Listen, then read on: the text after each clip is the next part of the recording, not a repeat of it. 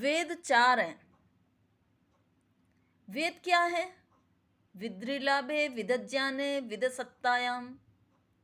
वेदों से हमें लाभ प्राप्त होता है, इनके अध्ययन से ज्ञान प्राप्त होता है तथा इनकी सत्ता है। ईश्वर की सत्ता के बारे में बताते हैं और खुद की सत्ता भी है, सत्य के बारे में बताते हैं। इस तरह से ये वेद है। ऋग यजु साम अथर्व, तीन वेद, चार वेद माने जाते हैं। इनकी यदि हम विषय के बारे में जाने तो ज्ञान कर्म उपासना, ये तीन पारलौकिक ज्ञान को बताते हैं, ऋग यजु साम।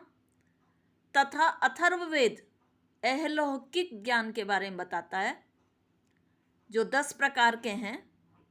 सामाजिक ढांचे के बारे में, दवाइयों के बारे में, तथा हर एक विषय हम ले सकते हैं, इनको 10 कैटेगरी में बांट सकते हैं। अथर्ववेद की प्रतिछाया हमें मनुस्मृति में मिलती है।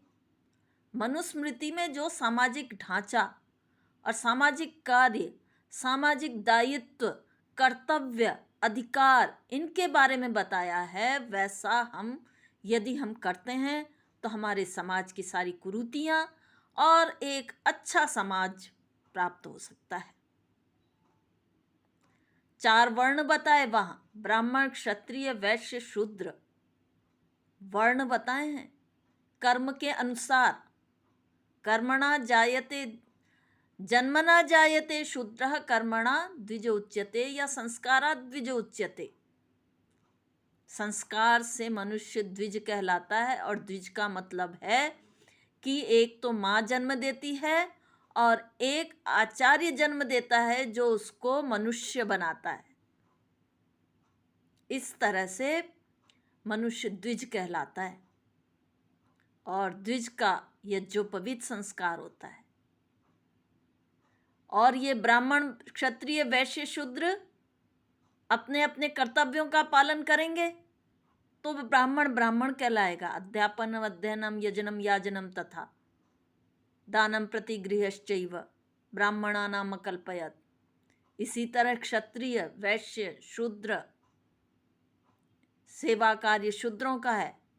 लेकिन ये हमारे चारों शरीर में, जैसे हमको सिर की भी आवश्यकता है, हाथों की भी आवश्यकता है, पैर की भी आवश्यकता है, तो पेट की भी आवश्यकता है, उसी तरह समाज के लिए चारों की आवश्यकता है।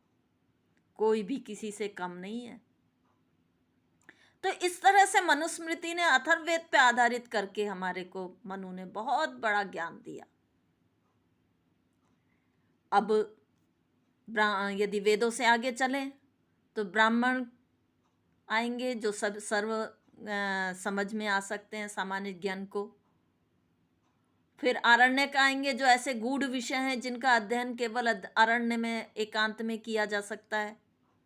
दार्शनिक विचार हैं जिनको उपनिषद कह सकते हैं। ये 40 हैं, वो 10 उपनिषद हैं, ईश, केन, कठ, प्रश्न, मुंडक, मांडुक्य। तो फिर ये उपनिषद हो गए। वेदांग भी हैं, प्रातिशाख्य हैं। इस तरह वेदों का व्याख्या हम करते गए, जैसे सबको सारे समाज को इसका ज्ञान होता रहे। गूढ़ विषय सरल विषय होते जाएं। जैसे कहते हैं कि कठिन से सरल की ओर जाना चाहिए। ये शिक्षण के गूढ़ विषय हैं कि आपको जो बच्चे की बुद्धि के अनुसार पढ़ाना है, सरल, कठिन से सरल की ओर जाना है, इस स्थूल से सूक्ष्म की ओर जाना है, ये नियम होते हैं। तो इस तरह जैसे मैं बात कर रही थी अथर्ववेद की, वैसे ही अब आया एक ईशावास्योपनिषद। उपनिषद की बात करें तो यजुर्वेद का 40वां अध्याय है। इसमें 17 मंत्र हैं। इसकी प्रतिछाया एकदम से गीता में मिलती है। गीता का एक एक वाक्य, एक एक शब्द, एक एक मंत्र श्लोकों से मिलान किया जा सकता है। पहला मंत्र सब जानते हैं, यदा यदा हि धर्मस्य ग्लानिर्भवति भारते। और एक वो है कर्मण्येवाधिकारस्ते मा फलेषु कदाचन। स्थित प्रज्ञ हैं दूसरे अध्याय में के लक्षण, ये सबको याद होने चाहिए।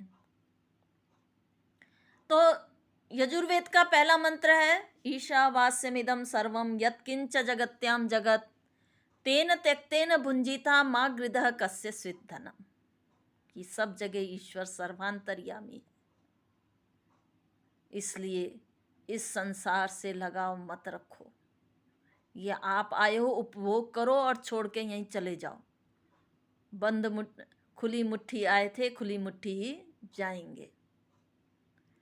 इसी को यदि हम गीता के श्लोकों में देखें तो हमें कौन से मंत्र श्लोक प्राप्त होंगे? इसी तरह एक मंत्र और है, याद आया, तदे जति तन्नई जति तद्दूरे तद्वंति के तदंतरस्य सर्वस्य तदु सर्वस्यास्य बाह्यतः। गीता का श्लोक है सर्वभूतस्थमात्मानं सर्वभूतानि चात्मनि ईक्षते योग युक्तात्मा सर्वत्र समदर्शनः। सर्वभूतों में ईश्वर निवास करता है, सबकी आत्माओं में ईश्वर है, और जो इसको जानता है वो योग युक्त योगी हो जाता है और समदर्शी हो जाता है। वैसे इसकी व्याख्या बहुत लंबी हो सकती है, एक एक मंत्र एक एक श्लोक की, लेकिन विस्तृत हो जाएगा, इसलिए मैं थोड़ा सा संक्षिप्त करके बोल रही हूँ। ईशावास्योपनिषद का मंत्र है यस्तु सर्वाणि भूतान्यात्मै बुद्धिजानतः तत्र को मोहः कः शोकः एकत्वमनुपश्यतः। कि सभी भूतों में ईश्वर निवास करता है, जो ये जानता है उसको क्या मोह है, क्या शोक है। तो इसी तरह गीता का श्लोक लें, यो माम पश्यति सर्वत्र सर्वं च मयि पश्यति। यो माम मयि पश्यति, मुझ में देखता है और मैं उसमें देखता हूँ। तस्याहम न प्रणश्यामि स च मे न प्रणश्यति। यतेन्द्रिय मनोबुद्धिर्मुनिर्मोक्ष परायणः विगतेच्छा भय क्रोधः स सदा मुक्त एव सः। भय क्रोध से मुक्त हो जाता है वो मनुष्य। सुख दुखे समय कृत्वा लाभा लाभो जया जयो। न सुख में सुखी हो, न दुख में दुखी हो, और एक मस्त मोला जिंदगी जियो।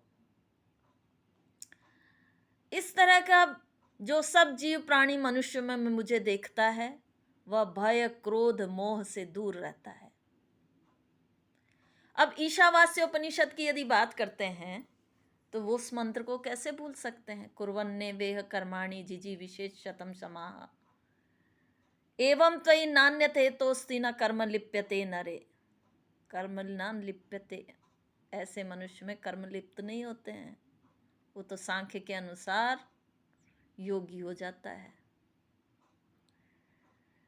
इसके लिए सर्वविदित श्लोक है कर्मण्येवाधिकारस्ते मा फलेषु कदाचन मा कर्म फल हेतुर्भू माते संगोस्त्व कर्मणि। कर्मजं बुद्धि युक्ता ही फलम त्यक्ता मनीषिणः जन्म बंध विनिर्मुक्ता पदम गच्छन्नामयम्। इस तरह कर्म करते हुए 100 वर्षों तक जीने की इच्छा करें, अनासक्त भाव से कर्म करें, कर्तव्य भावना से कर्म करें, लेकिन कर्म के फल से फल की इच्छा नहीं करें। 3 सीढ़ी हो गई, ये समझने की बात है। वही डॉक्टर आया, एक डॉक्टर ने सोचा कि मरीज को हम तो कोई भी इंजेक्शन लगा देते हैं, कर्म फल की क्या इच्छा करना है, चाहे मरे चाहे जिए। ऐसा नहीं है, कर्म फल के फल की इच्छा नहीं करें। भाई हमको तो उसको ऐसा ही इंजेक्शन लगाना है जिससे उसको जीवन दान मिल जाए, फिर जीवन दान मिलता है नहीं मिलता है ये तो प्रभु की इच्छा है। न कर्म लिप्यते, कर्म लिप्त नहीं होते। इसके लिए यदि हम गीता का श्लोक लें, न माम कर्माणि लिम्पति न मे कर्म फले स्पृहा इति माम यो अभिजानाति कर्मणि सन बध्यते। जो मुझे जानता है वह कर्म से बंधित नहीं होता। योग युक्त है विशुद्धात्मा विजितात्मा जितेंद्रिय, योग युक्त है विशुद्ध आत्मा वाला है। सर्वभूतात्मा कुर्वन् नपि न लिम्पति, ऐसा व्यक्ति कार्यों को करता हुआ भी कर्मों में लिप्त नहीं होता और वह जीवन मुक्त हो जाता है। इसी मंत्र का एक वो है पद है, कुर्वन् इह कर्माणि, कर्मों को यहाँ करते हुए। तो इसका भी देखिए, नहीं कश्चित क्षणमपि जातु तिष्ठत्य कर्मकृत, कोई भी व्यक्ति ऐसा नहीं है जो क्षण भर भी बिना कर्म करे रह सके। कार्यते ह्यवशः कर्म सर्वः प्रकृतिर्जयी गुणैः, प्रकृति तो उसको कर्म कराती ही है। नियतम कुरु कर्म त्वम कर्म ज्यायः ही अकर्मणः, अकर्मी मत बनो। शरीर यात्रा भी चते न प्रसिद्धेत अकर्मणः, तुम्हारी तो शरीर यात्रा भी नहीं चलेगी यदि कर्म नहीं करोगे। अब इसी तरह है कुर्वन्नेव कर्माणि श्लोक मंत्र का यह है, एवं त्वयि न अन्यथा इतः अस्ति। श्लोक देखिए, तस्मादसक्तः सततं कार्यं कर्म समाचर, असंतो ह्यकर्म चरन् कर्म परमाप्नोति पुरुषः। कर्मणैव संसिद्धिम् आस्थितः जनकादयः लोकसंग्रहमेवापि संपश्यन् कर्तुमर्हसि। इस तरह से कर्मों को करते हुए भी हमारे महापुरुषों ने संसिद्धि को प्राप्त करी, योगी कहलाए।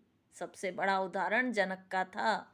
उनकी 4 पुत्रियां थीं, उन चारों दुखी, लेकिन योगी जन थे, वो दुख से भी दुखी नहीं हुए। उनको मालूम था ये कर्म है उनके जो भोग नहीं है।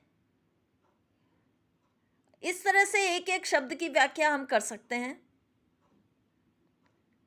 और इस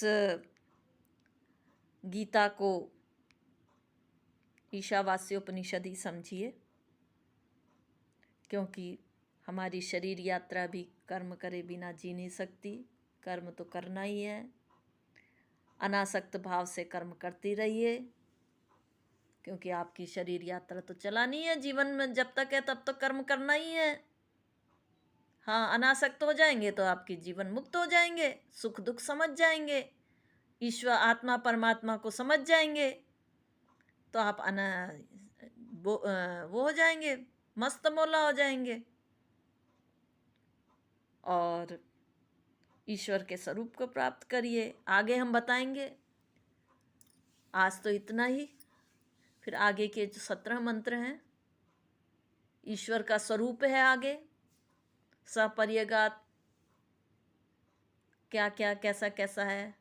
इसलिए क्रतो स्मर, कृतम स्मर, कृतम स्मर, अपने कार्यों को स्मरण करो। इस तरह से मैं तो कहती हूँ इन 40 जो 17 मंत्र हैं रोज पाठ करिए। एक बार, एक दिन ईशावास्योपनिषद का पाठ, दूसरे दिन गीता का पाठ, और आपका जो मेंटल लेवल, आपकी जो सोच में जो अंतर आएगा, वो आपको धीरे धीरे सिद्धि की तरफ ले जाएगा। आम जन में ही सिद्ध मनुष्य मिलते हैं, ढूंढने की जरूरत नहीं है, उसके लिए संन्यास लेने की जरूरत नहीं है। मनुष्य सामान्य जीवन जीते हुए भी सन्यासी हो सकता है, वानप्रस्थी हो सकता है। हमको अपने कर्तव्य निभाने हैं, कर्तव्यों से भागना नहीं है। कर्तव्य निभाते हुए सिद्धि को प्राप्त होना है, अनासक्त होना है, आत्मा को जानना है, परमात्मा को जानना है, आत्मा और परमात्मा को जोड़ने की कोशिश करनी है। इस संसार में अपने को व्यापक बनाना है, ब्रह्मांड में। यही बातें हैं। ओम शम।